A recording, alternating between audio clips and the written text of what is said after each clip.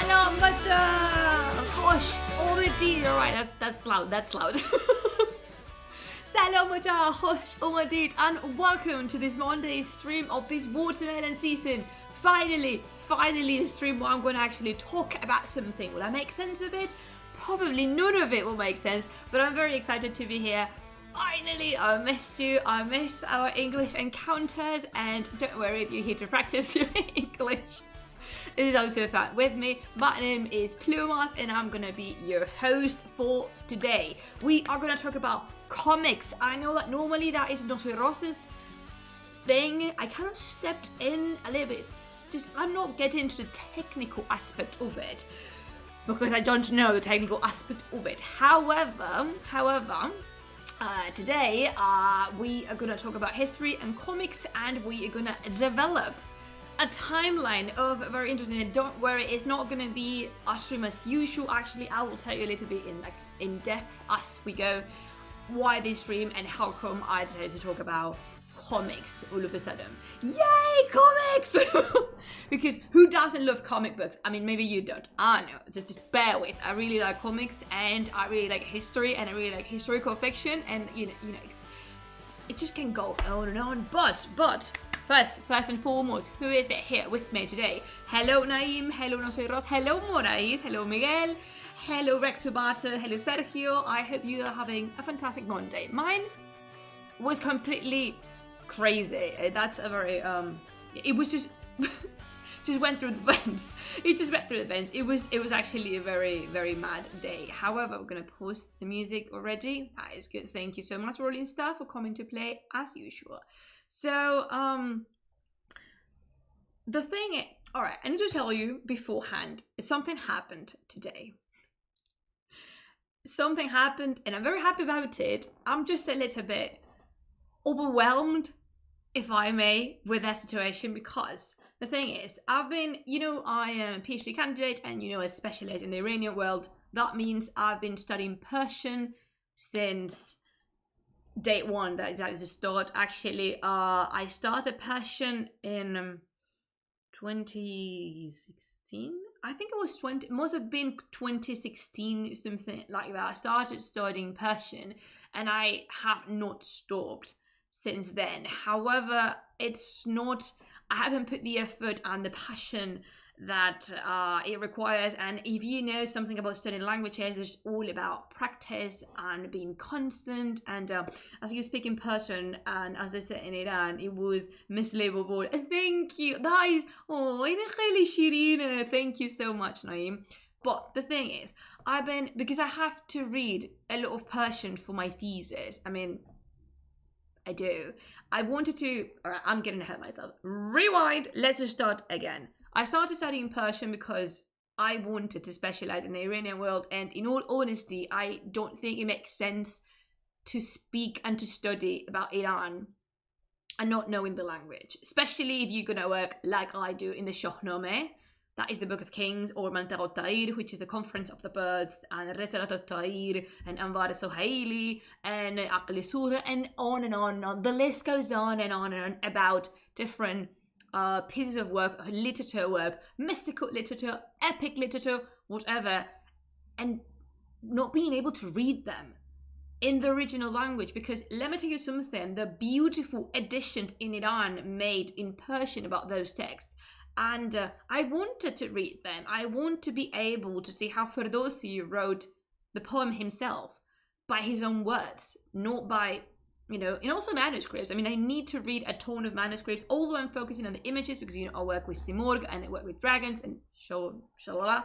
But I really wanted to be able to read it. Then I started studying Persian. But what is the key of a successful learning journey when you are learning a language? Consistency and constant improvement and constant practice, be it listening, writing, or speaking. Have I done all of those things? No, I haven't. Not consistently throughout the years. I was in Iran, and I swear, when I was in Iran, you could really see how improved what everything was. My Persian was not flawless, of course, because still is a difficult language to pick up at certain points. It's not as difficult as all the languages I've studied. For example, I took Arabic for 4 years. 4 years of Arabic, and that was very difficult. But I can't speak. I can manage to write things, and I can read text, especially articles. However, I wanted to be a little bit more. I wanted my Persian to be a little bit more on point, if you know what I mean.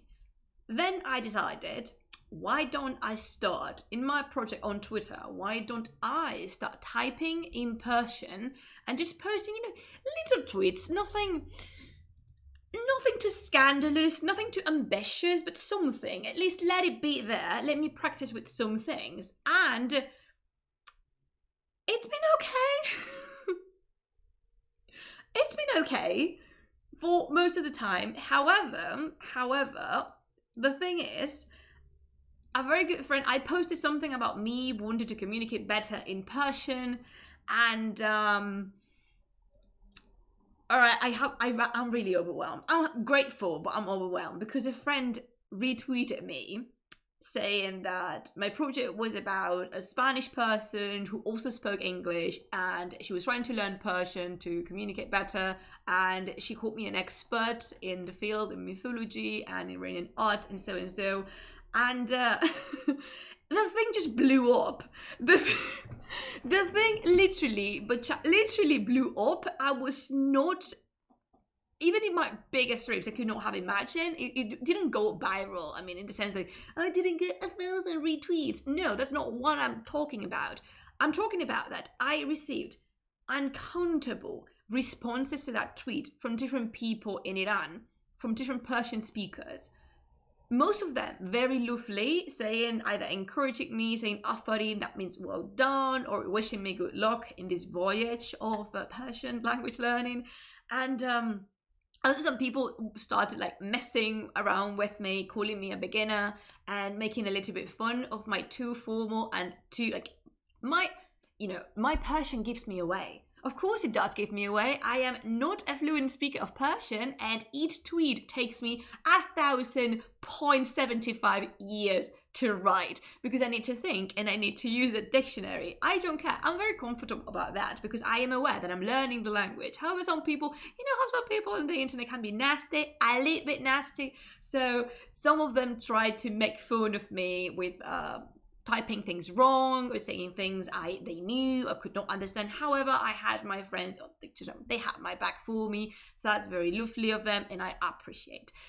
I mean, the upside is that I've received a lot of responses, all of them very lovely, saying that how my Persian was great and I should keep on working. Of course I am, and I think that also puts me in a position a little bit pressured, which I'm willing to be at. It's just I don't know, I feel a little bit like a fake because I can't speak Persian as fluently as I speak English, for example, and definitely not as fluent as I speak Spanish because Spanish is my mother tongue.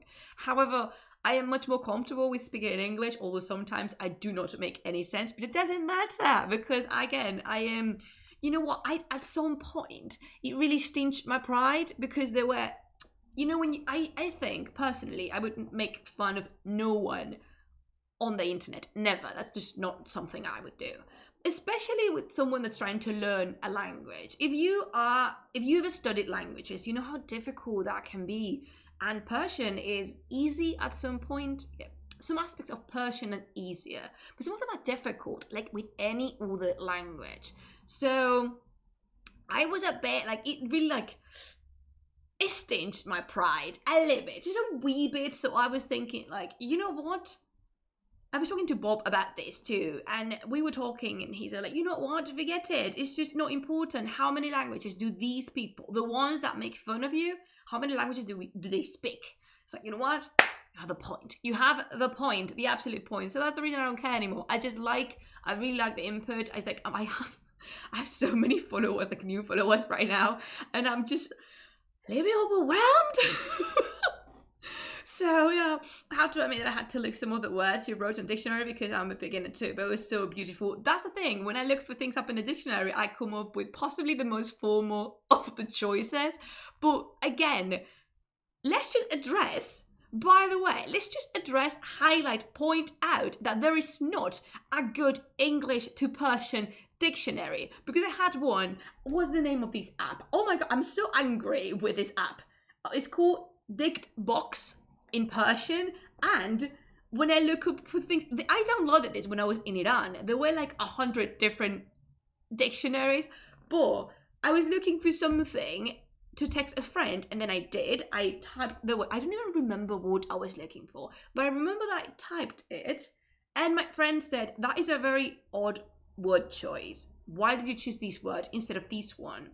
And then I said to her, oh, because it's what the dictionary suggested. And she was very fun. And and she was like, all right, hand me in your dictionary, let me see it, let's just check that one out. And yeah, it turns out that it's a little bit all over the place. Ulako, how happy I am to see you here. How close is modern Persian to medieval Persian? They are very close. Like the Persian they speak nowadays in Iran, of course it has varied, but is a language that was generated, it was created, so to speak, the 8th century in the province of Fars, like in the very southwestern Iran, like around that area. So it's, for example, on the school I was in when I was living in Spain, on the 7th year of Persian, you are able to perfectly read Ferdowsi, Attar, Ghazali, Hafez. So it's not that long. I always compare it to, I mean, in my own, I know, you've been waiting for English brokers for a while. I know, it's been difficult, but they're back every single Monday. We are having an English stream. And also I've been playing in English for a while, like video games, but they don't have, you don't seem to like them that much. So I think I'm just going to reserve the video game streaming for Spanish-speaking audiences, unless you say the opposite. What is that? How close is Persian to Middle Pahlavi?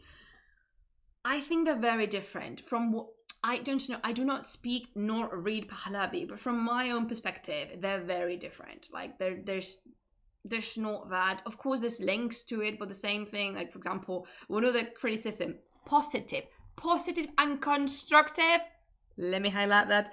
One of the constructive criticism I got on my tweets is that I use a little bit of too many Arab words, like loans from Arabic, sorry. And that is because, again, I took 4 years of Arabic, and it does show. Like, I feel much more comfortable when I see a word that I can link to an Arabic root, but just because of my own experience. So, do we even know, by the way, do you know how I love putting things in water? This is lemon with strawberries. Listen. Gush konid. Listen to me. Beman gush konid. Listen.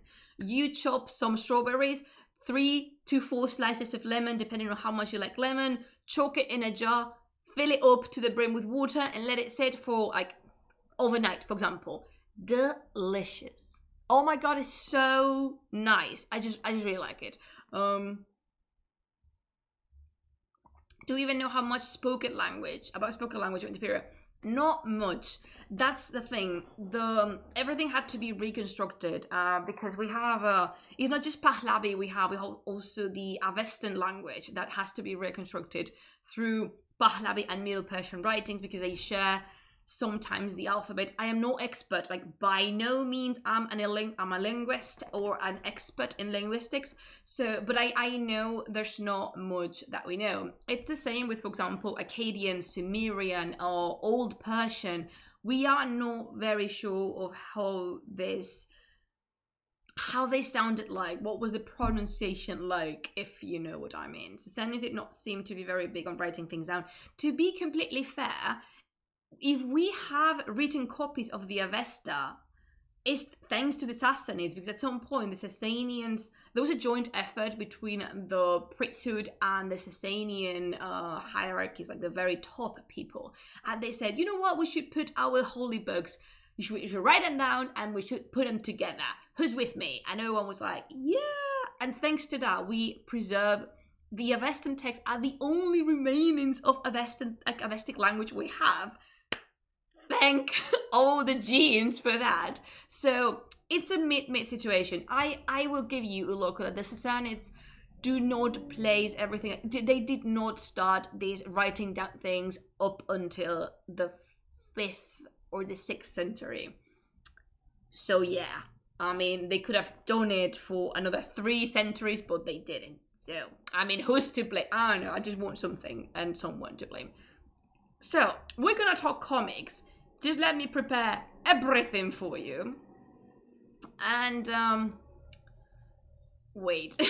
I need to just make a little bit these ready.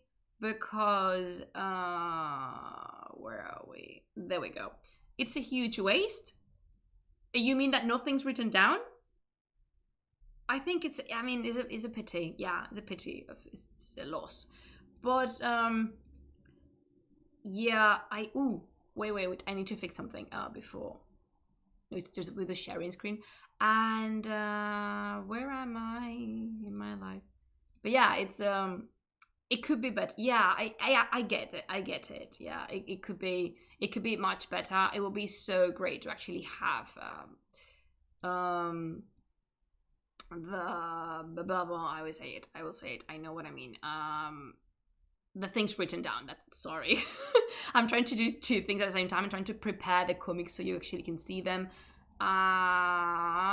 There we go. I mean, the teapot's kind of covering part of it, but it doesn't matter. So what I want to show you today are 3 comics that to some extent include parts of Iranian history. And why am I doing this is because this was actually a paper that I gave at seminar we had way back ago. I think it was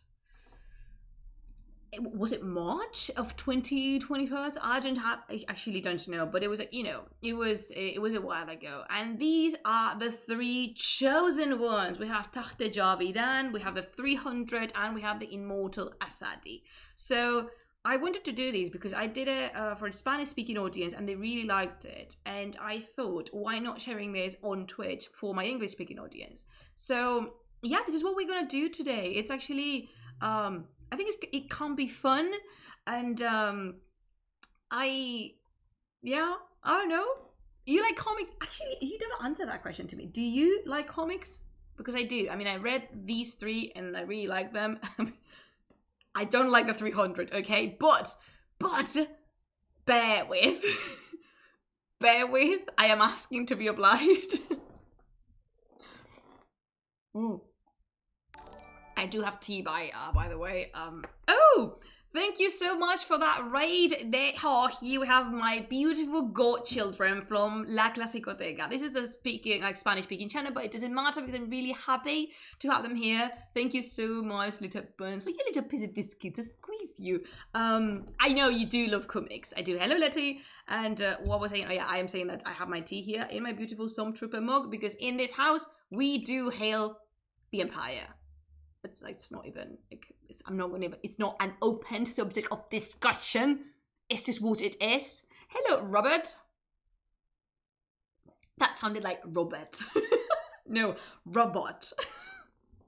So today what we're gonna do is talk about briefly and in a very chilled manner of these 3 comics. And you know what? I actually, thanks to my broken Persian, I was able to speak with the creators of the first one, which is Takht Javidan. Actually, I think we're going to start with the 300 because it's the most famous one. Just again, bear with. It's going to be the stream is going to be a little floppy, a little all over the place, but you know what? It's August. I've been working a lot. Do not judge me. All right. So, what we are going to do is that we're going to talk about 3 different comics that deal with different moments in Iran's ancient history. We're going to stay in there. I do not know, to my knowledge at least, there's no comics about medieval Iran that I'm aware of, but if you happen to know them, please do send me a message over Instagram, over Twitter. I mean, I'm just gonna chuck my social over there. There's a lot of places you can send me a message to. Please, if you know of any more comics that deal with Iran, I know there's I know Persepolis exists by Marjan Satrapi, and then I know there's the one about Nicola. Something about Zarathustra. My impression is that 300 is about as close to history as Shakespeare. I think it's a very good call. If I'm completely honest, I think it's a very good call. But roughly, the 300 is an adapted fiction of the tale of the Battle of Thermopylae. Then we have Tahte Jobedan, which is an adaptation of the story of Iskandar, which is Alexander the Great. After he burned Persepolis down. Yes, and in this comic, he's actually looking for the spring of eternal life. It's a failure, spoiler alert, he does not get that. And this happened around 330 before Common Era, more or less. And then the final one is the Immortal Asadi that takes place in the conspiracy of Darius I, to get, to just reach the power of the Achaemenid Empire between, let's say, 530 and 522 before Common Era. So the three comics, this is the interesting thing about these three comics. The three, hello, boys and girls. No, the other way, girls and boys.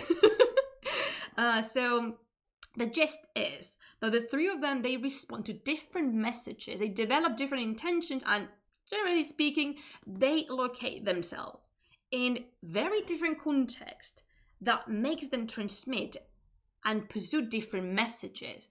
The context is a fundamental part of understanding absolutely everything. This is crucial, Butcha. We need to learn when and where. It's been a while since I said this, but I used to say this a lot in my regular streams. If you're usual, you know this, but it's fundamental that we are aware of the where and when to understand why. So, are those Spartan helmets in the 300 accurate at least? Actually, I think they are. I don't know. Danny, do you know? Because any peeps from La Clasicoteca would know, because they are experts in the ancient world, Greco-Roman ancient world, so they will tell you better than I will. I think they are. I'm positive they are. So, that part I can't believe, I think. Great. So, why am I saying this? There's something with the shields. Apparently, and I learned this from a video of these peeps of La Clasicoteca, the shields with the lambda, that is inaccurate, because they're supposed to be named after the Molon Labe thing, which, by the way, never happened. This Molon Labe. Do you know, Wacha, about the Molon Labe legend? I need to stop right there. Do you know? Because if you don't know, it's hilarious. I cannot doubt they fought in the underwear, though. Or did they? I don't really know. And I don't think so either. But do you know about the legend of Molon Labe? Just gonna take a sip as you, because if you don't, just move it forward.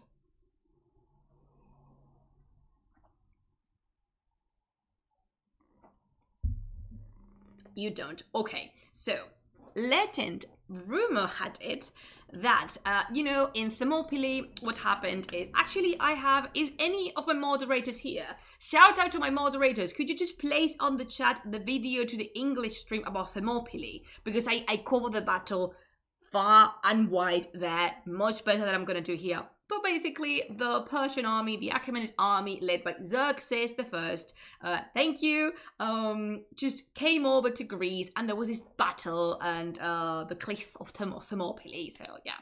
And one of the leaders of the Spartans and the Greek alliance was Leonidas. And Leonidas and Xerxes never met. But legend had it that they've actually met, and that Xerxes and Leonidas were staring face to face in front of each other, measuring the masculinities with the gaze. And Xerxes demanded the Spartans, the Greeks, the Laconians, and all that people just drop the weapons. Just surrender, drop the weapons, give them to me as a sign of your surrender.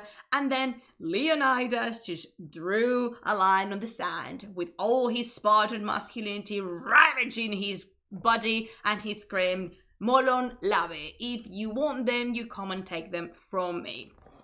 the thing is, that never, ever would have happened. Because in this ancient world, there's something called embassies and messengers and envoys, and that is how they communicated between each other.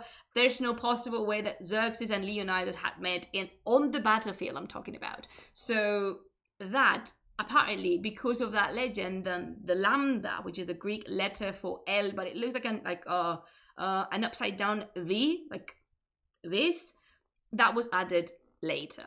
So on the 300, it just couldn't be. It's not there. It's just like so fake news.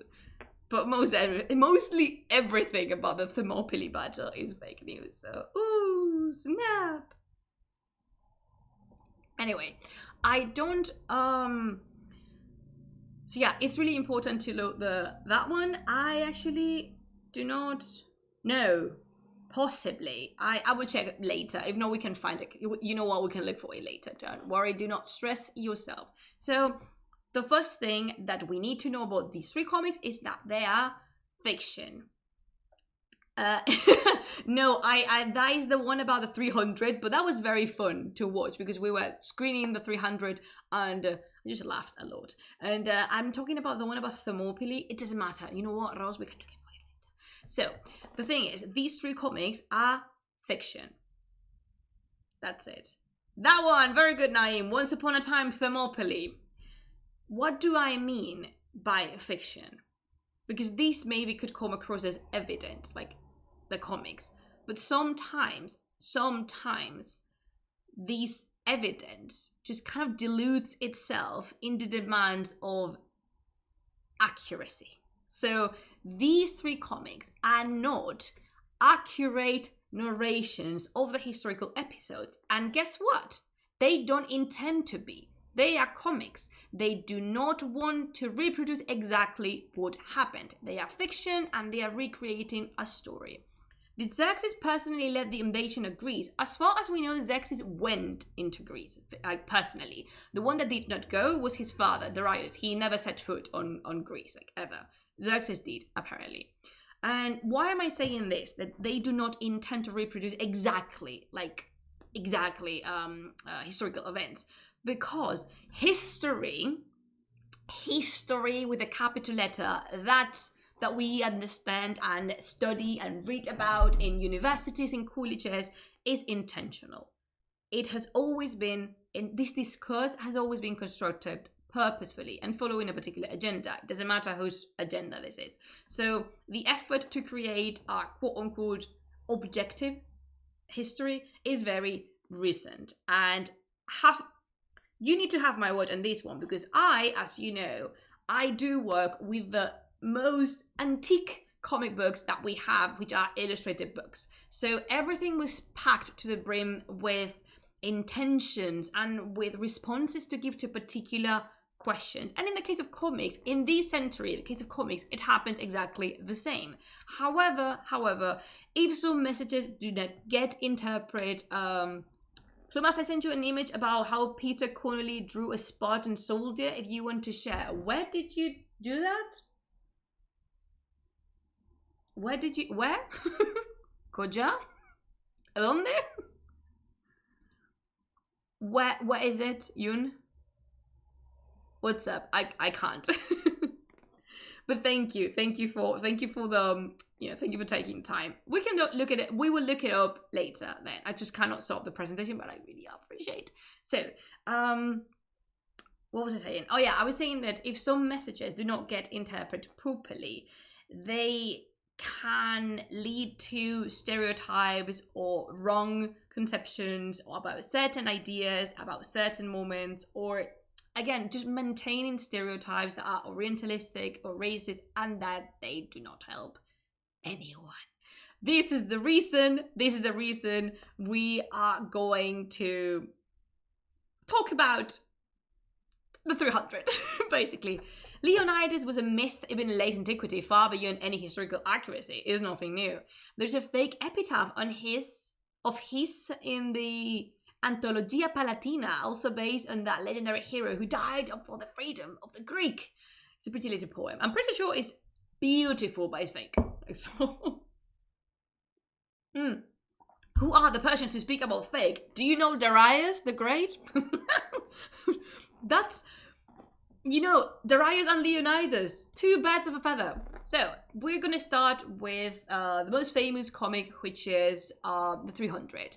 If you see everything is in Spanish, it's because this is my presentation for that seminar I gave. So we have the script by Frank Miller, the artist was also Frank Miller, the colorist was Lynn Varley, and it was published by Dark Horse Comics in 1998. So the 300 is a piece of work, is a comic based not in the historically considered narration of the Battle of Thermopylae, not even in historical sources of the Greco-Persian Wars, but it's based on a movie from 1962, The 300 Spartans. I think I have a picture of it, yes. The 300 Spartans, that this film actually told one of the versions, because there's two versions of how the Battle of Thermopylae developed, and this is one of them. The one that we see in the 300 is the other one. So just let me read this out loud for you, because just have this. Thermopylae, mighty battle epic of a handful of men forming the invincible flying wedge against a killer horde 5 million strong. I mean, I don't know if you know this, but according to Herodotus, in Thermopylae there were 5 million people. And if we know something in this genre, is that Herodotus didn't lack an inch of imagination. And of course, that is not accurate at all. Like, there were no 5 million. Are we all mad? Like, so basically this film was it's like this film was based in one of the accounts that we keep, possibly from Herodotus, yeah. But the thing is, I guess the comic is pretty weak, only 1 million. What? Weak.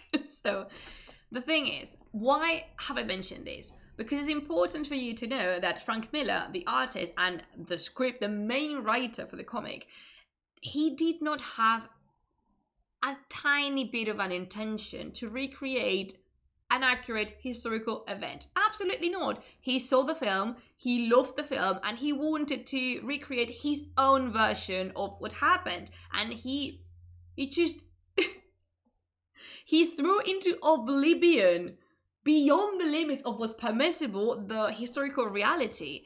And to be fair, I mean, we still are debating what happened in the Battle of Thermopylae because we just don't know. And we won't ever, because... So when the comic came out in 1998, Miller only wanted to tell something that was transmitted to him. This heroic gesture of this handful of Spartans that were stopping the Asian giant in this self-defining narrative from United States, because this narrative had been has been integrated so deeply as the representation of the values the West stands for.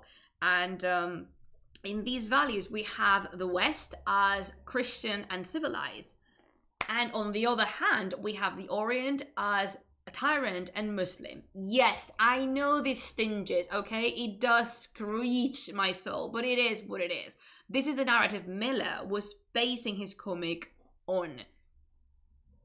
I know it's not great to learn, but yeah, this is what it is.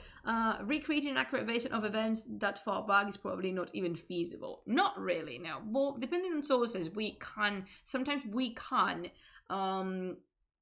we get a very clear idea of how different things were if we have a reconstruction of different elements. This is how archaeologists work. But in the case of Thermopylae, there's a lot of scattered information. So yeah, well, never gonna know. So what I don't like about the 300, what's harmful about 300, is that it's set in this narrative, this very precise narrative that reinforces the alterity and its focus in dividing the ancient world between the West and the East. since antiquity. And let me tell you, that was not a thing. Absolutely not. There was not such a thing as the West and the East back then. Absolutely not. So what's harmful about the 300 is not that the immortals look like kabuki Japanese fighters or like ninjas. Not even that Xerxes is like, what, 3 meters tall and is completely covered in gold and bald, for crying out loud. A Persian king bald? God forbid. However, no, that's not what it is. It's the demonization of an entire area which is surrounded the Achaemenid Empire as representatives of the everything that is not the West. So they can define a modus operandi, a very particular one that responds to a very precise set of values. The thing is, this maintains a narrative that we know for a fact was not real, absolutely not. And it just maintains ideas that, fortunately for us, little by little, we get rid of them. We understand that that was not what happened. And careful, watch out. I am not saying this because the Persians are the bad guys. Absolutely not. To hell with that. A good story needs a villain. And I'm pretty pleased with the Xerxes being the villain. It's just the representation of the Achaemenid Empire as, you know, the opposite of what the West stands for. Because this battle, Thermopylae, has been wrongly coined as the battle that saved Occident.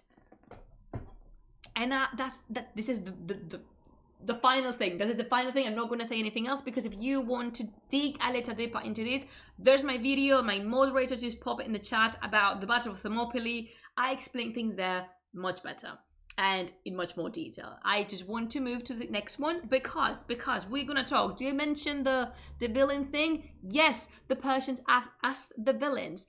We are going to talk about Taht-e Javidan, the eternal throne. And yeah, it is in Persian. I'm really sorry it's not in English. I can't provide you with... I'm really sorry about this. What's that, Uroko? The 300 comic is a nationalistic propaganda for modern times dressed as a historical epic. Exactly. Nailed it. Nailed it. That is a perfect description of what I wanted to talk about in here today. Where was I? Taht-e Javidan. So Taht-e Javidan is a comic that was released in 2020 by Horaksh Studios, which is an Iranian-based studio. It's based in Tehran, and I had the pleasure, when this session happened, this seminar, I had the pleasure to speak with them when I was, they were lovely. They were really lovely, and they told me a little bit more about this publication, because they do also films. They are the responsible, they're the people behind Akharin Dastan, which is a film, an animated film about the Shahnameh and the cycle of Zahag and Feridun. I want us to watch it. I do want to watch it, but I just need to find out how. Maybe 20 centuries from now, historians will be studying 300 comic to get an insight into Western nationalist thinking of the 20th century. I think that is actually, we can do that. We do that already. I did for this seminar thing. So, yeah, so Taht-e Javidan is a little Easter egg because of the name people in Iran and after the Achaemenids gave to Persepolis, which was the Achaemenid capital. This city is actually in Iran is called Taht-e Jamshid, which means the throne of Jamshid, which is a character of the utmost importance in the Shahnameh in the Book of Kings. You know Jamshid. If you stay with me in the readings, you know of him. So yeah, Taht-e Jamshid is how the Persians later, after the Achaemenids, they named Persepolis, and now the Iranians do so too. I mean, if you say Persepolis, they're going to know what you mean, but if you say Taht-e Jamshid, they're going to know exactly what you mean.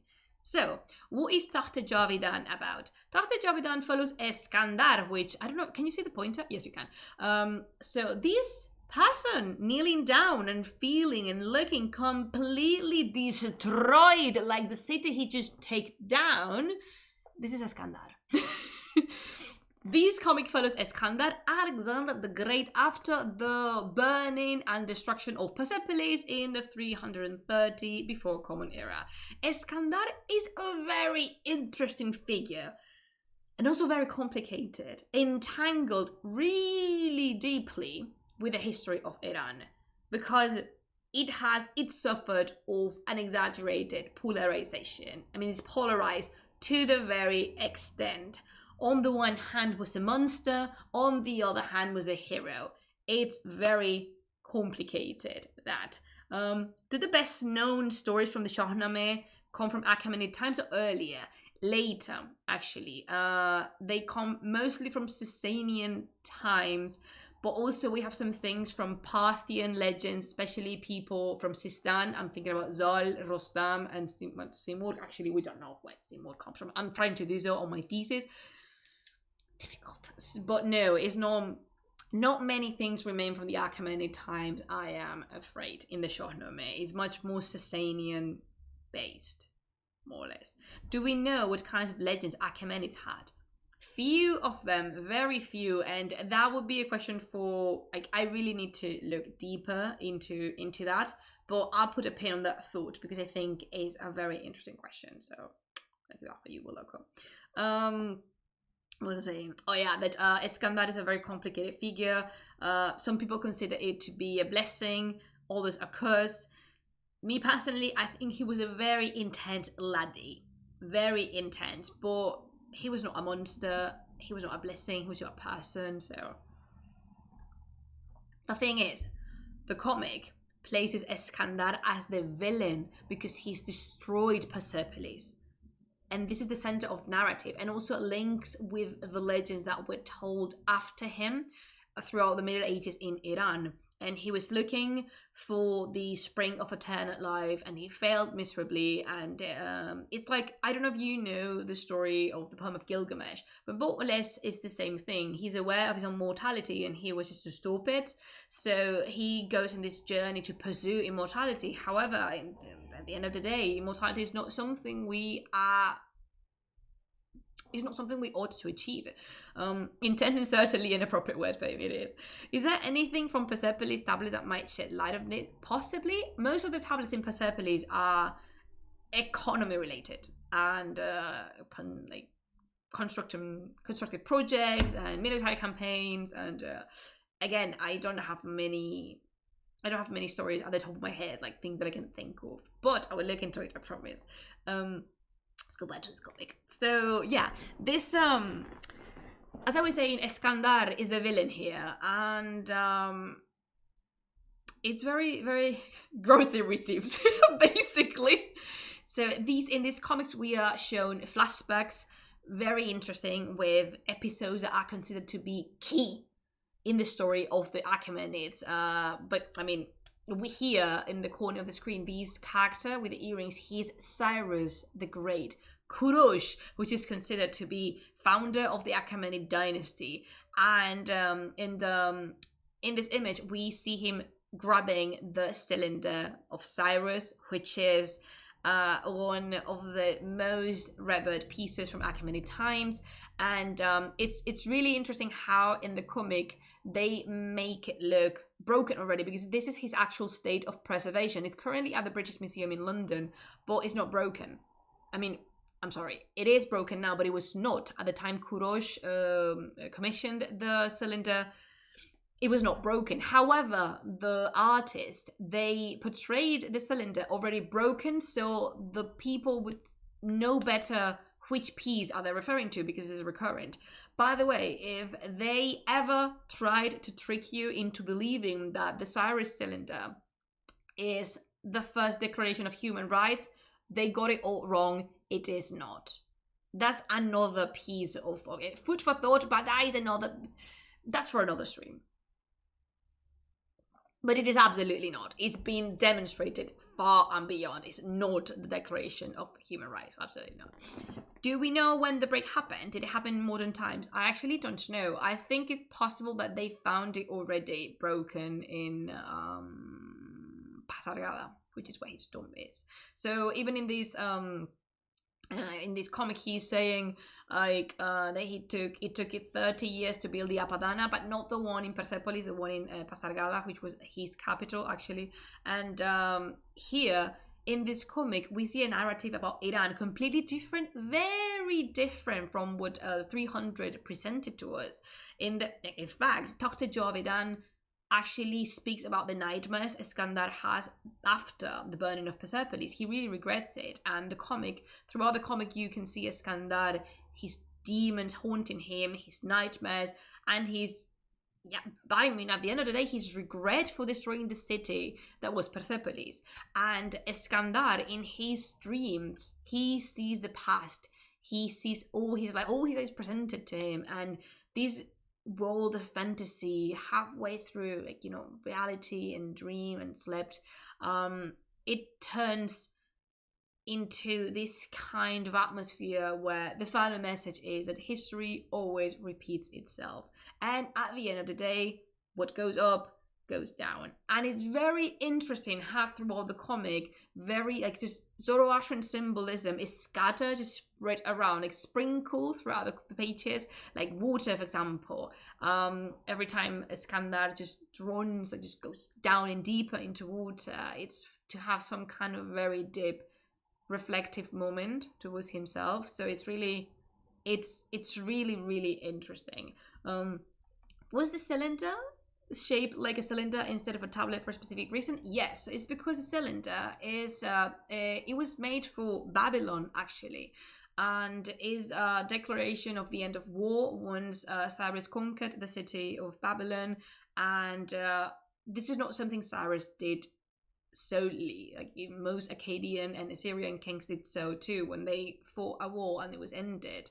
To declare that everything was done, they would commission a cylinder with their speeches, and they would place it in a temple or in a relevant building for people to contemplate it. So yeah, it's a cylinder because it's following the Babylonian tradition, not the Persian. And also in this comic, since we're talking about Kurosh and Cyrus, we observe him. He's omnipresent everywhere. He's like a spirit that is just guarding the city of Persepolis and its well-being. And at the end of the day, this is a feeling most Iranians used and expressed to define a nationalism opposed to the Islamic regime. Cyrus is considered by many as the founding father of Iran, and his figure has been mythologized to an extent of believing that, for example, he created the first declaration of human rights, which is not correct. So it was publicly displayed in a certain site, possibly, yeah. And it was not publicly, it was in the most sacred space of inside a temple. So yeah. So you've seen it. We have two sides of the same coin of the ancient history of Iran. We come from the completely demonization of the Achaemenids in the 300, and then we have the adoration of a dynasty in Taht Javidan.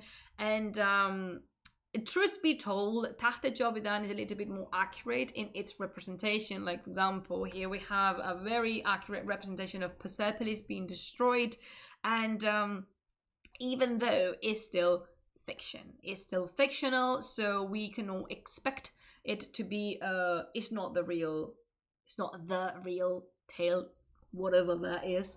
And the last comic I want to show you is called The Immortal Asadi, and it's great because I had the opportunity to interview his creator, David del Castillo, and he is fantastic.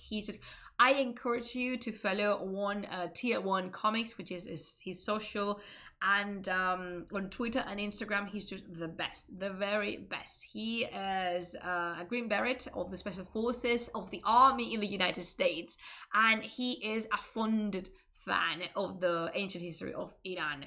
And he created his character, Asadi, to tell a story. Sorry, we didn't hear. Hasn't the previous one not been translated to English or Spanish? I'm afraid not. No, Taht Javidan is only available in Persian at the minute. I think they want to make an English translation because, for example, I have English versions of all the comics the studio has, but at this moment, it's not yet. When it comes out, I will tell you. Do not fret, do not worry, I will tell you for sure.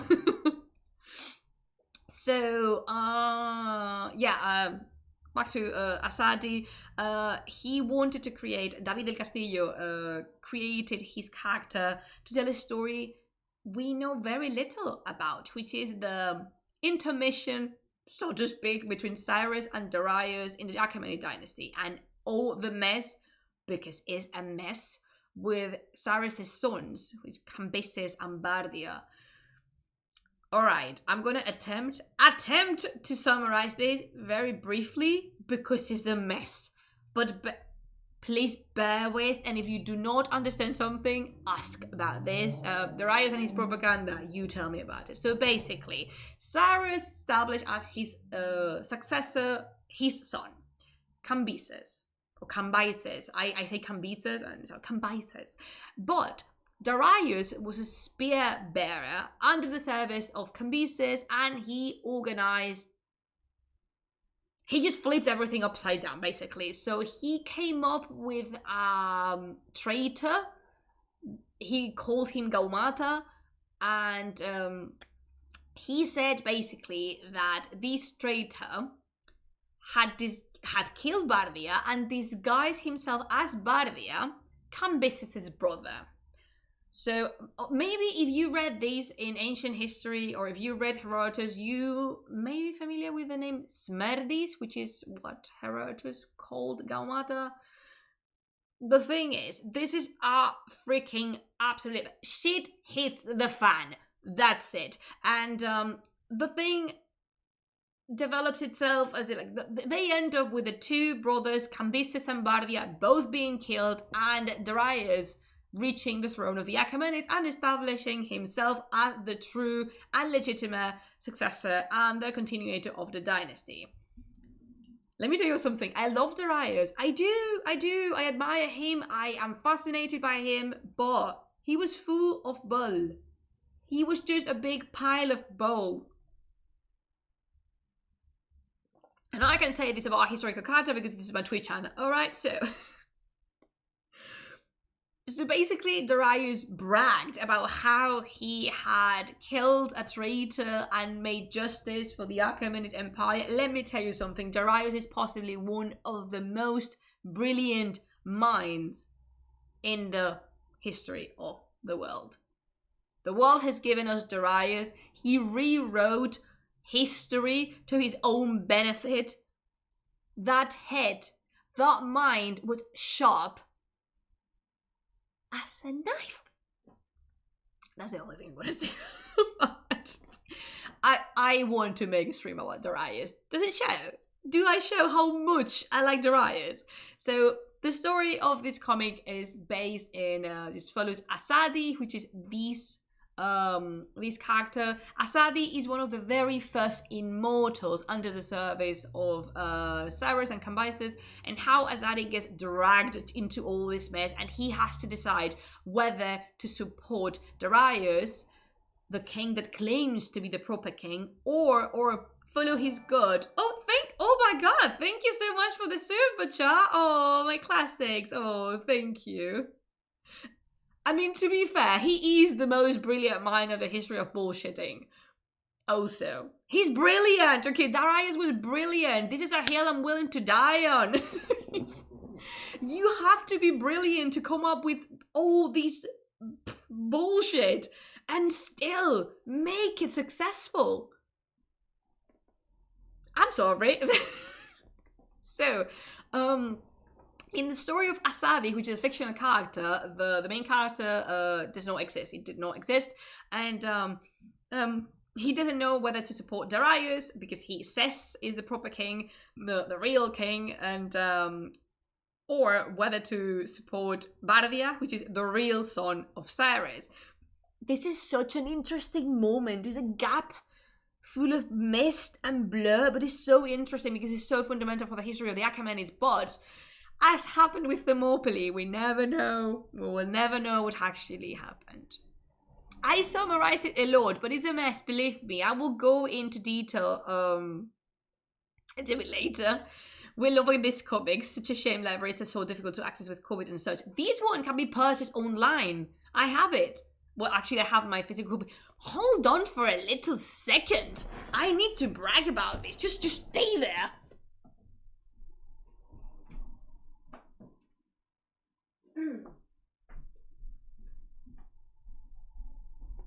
I do have my copy of the Immortal Asadi, and this is signed. And I just brought all the comics in here. We're gonna see them later. And I just realized I know a song with the name of that comic, and it seems that is the official theme of the song. Yes, by Danny Asadi. Do you know the artist? He composed the song for this comic. How amazing it is. Okay, Plumage, you just sold another copy of it. Ask the editor for a subscription. I will contact my friend for sure. Hello, Pichu! Oh my gosh, so good to see you here. Hi, we're talking about comics. Oh yeah, sorry, I just spaced out for a minute. I'm just very happy to see Pichu here. Hi, Captain. Hello, Captain. So, regarding historical accuracy, Del Castillo is a very big, he's not a scholar. Yeah, Danny Asadi. I really like Danny Asadi too. Yeah, good job. I just bought the comic at Indiegogo. Good job. I'm gonna tell Del. Oh my god, if you post it somewhere in social media, make sure to tag me. I will message him later. Del studied a lot to create this comic. He's not a scholar, but you should have seen him in the interview. He knows much more about ancient Iran than I do, like a lot. He consulted experts and manuals and books and hello. I have to leave already. Have fun. Such an amazing topic.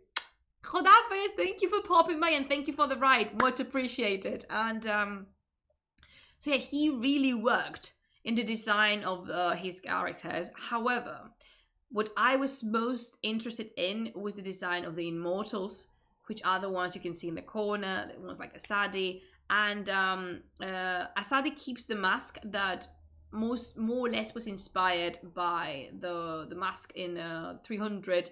And the Immortals, the thing is, the real Immortals maybe could have covered the faces with masks, but that's just is one hypothesis, and it wouldn't have happened until very, very late in the Achaemenid Empire, well after the reigns of Cyrus, Darius, and Xerxes.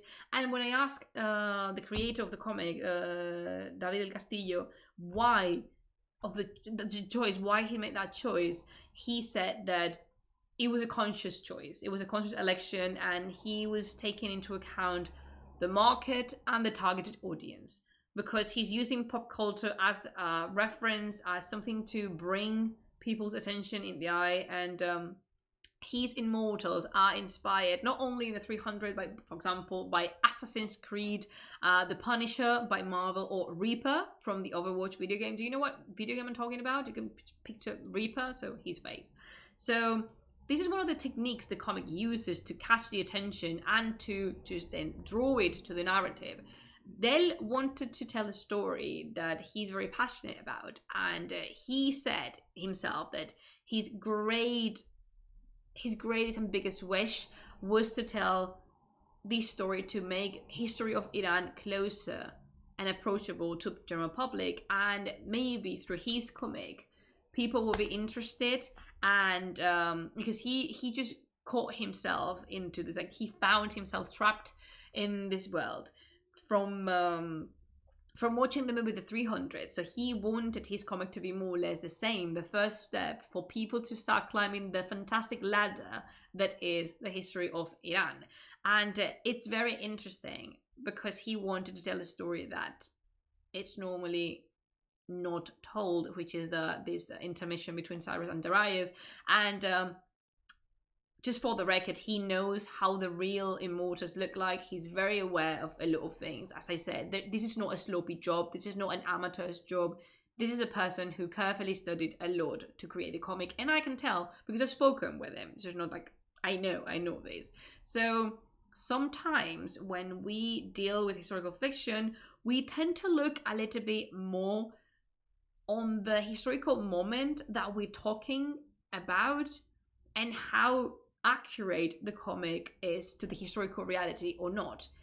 Actually, for me, what is fundamental as well is taking into account the context of this comic's creation, because these three are perfect examples of that. Frank Miller just wanted to repeat a narrative very deeply rooted in the United States self-being and self-awareness, and this also was confirmed by my friend Del when I spoke with him. This fictional story about how Western civilization comes from Greece. This defines us and locates us in the past. This turns the Persians into the others, in the enemy. That is what the 300 was about. Then we have the people from Horak Studios with Tahta Jobidan. They work with the history of their own country and with their own cultural heritage, in this case of the Achaemenids, and they also insert a character as polemic, loved and hated, loved and loathed equally, which is Iskandar. And their message is more oriented to remember and to put, to bring on the front line the greatness of a historical moment as the Achaemenid dynasty. And then finally we have Del and Asadi, which only wants to integrate popular culture, in popular culture, the stories he loves and wants to share. So here we have it, 3 comics, 3 different approaches to the history of Iran. The 3 of them dealing with the Achaemenids, I just realized, but the 3 of them, they respond to different stimulus and different demands.